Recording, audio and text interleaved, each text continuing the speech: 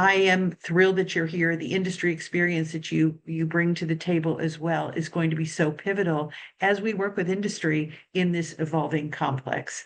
So I'd love for you to give a few words about industry and that experience, because that you have had such considerable experience in industry with starting with the anti-myostatin with Pfizer, gene therapy with Pfizer, and then more recently in antisense oligonucleotides.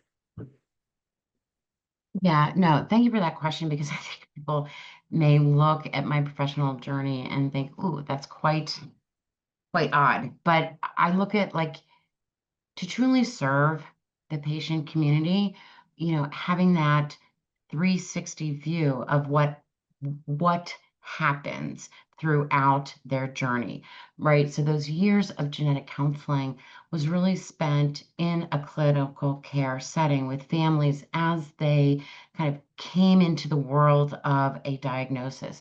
And what is the impact on self, child, family? How do you talk about it? How do you work through it? How do you kind of change your whole world to go on a different path, one that you never expected for you or your family? And I think being able to work with families to navigate that path was a privilege, right? And I did that for 10 years. And I think working closely with the clinicians and with the families was a experience.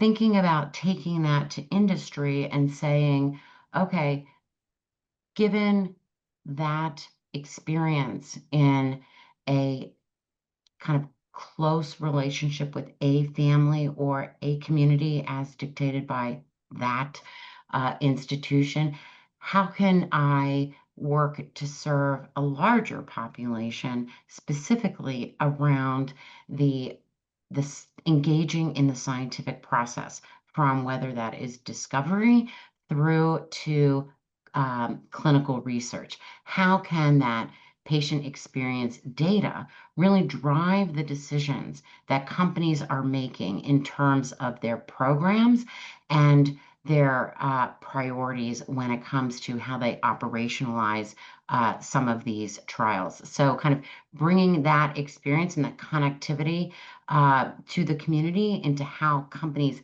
think about developing and delivering therapies, I think was invaluable. How do you, and in doing that, having influence within a company to prioritize things like language, burden, networks. What are the spheres of influence when we want to engage people in clinical research?